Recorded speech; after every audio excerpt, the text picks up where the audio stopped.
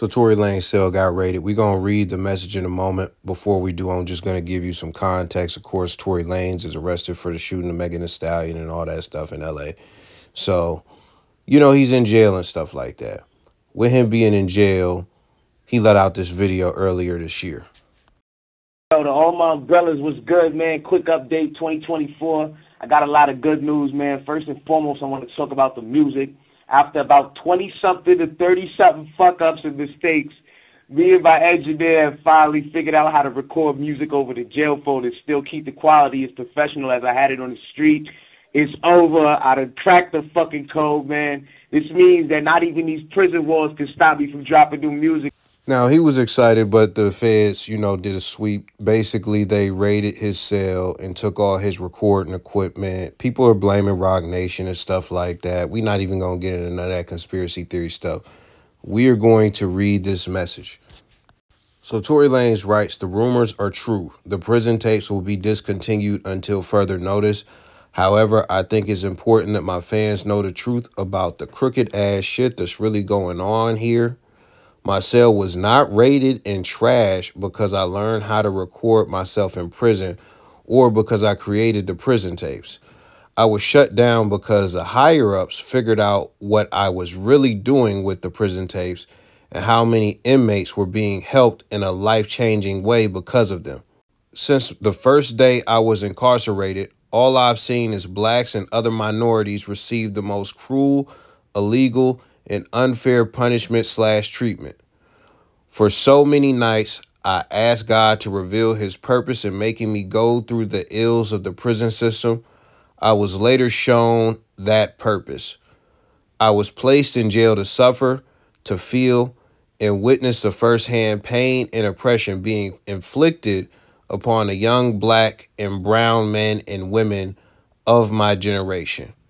I knew I had to change this injustice, so I made a plan that when I go back to prison, I would figure out a way to record music and put all the proceeds towards legal representation of my fellow inmates, giving them a once-in-a-lifetime chance to go home to their families on appeal and resentencing.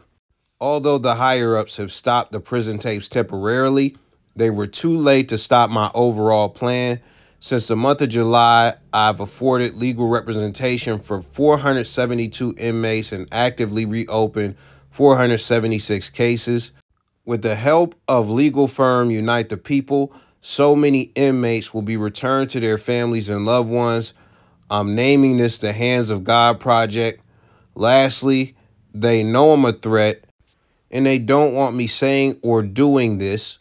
So if anything happens to me, just know I went out in a blaze of glory trying to revolutionize the end of a mass incarceration era of our people." So me reading it out loud was my first time reading it. I'll be honest, that's very noble of him, very generous. It's two things that I feel about this. Number one, the prison industrial complex, it's basically was built off of racism and things like that. Go watch the movie 13. Not about to get into it, man. So you know what it is, man. You know what it is.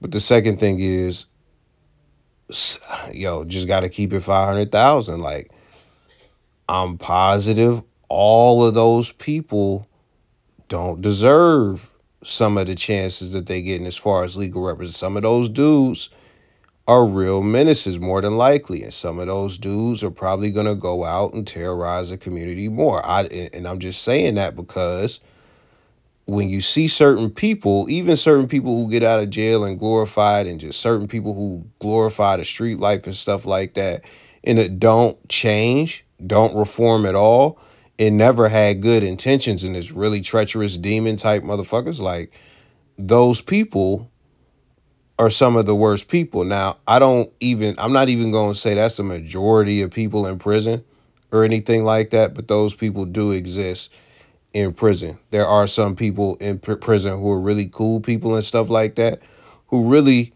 got jammed up over some bullshit, and it's not even like a violent crime or a crazy crime. They're not destroying the community or nothing like that. And even if some people are drug dealers and stuff like that, I'm not too against them getting, like, some type of representation and stuff like that. But we talking about LA, so it's like I ain't gonna lie, a lot of them probably gangbangers and stuff, senseless crimes and shit like that. I don't know, man. But listen, man, you let me know your thoughts. I'm gone, man.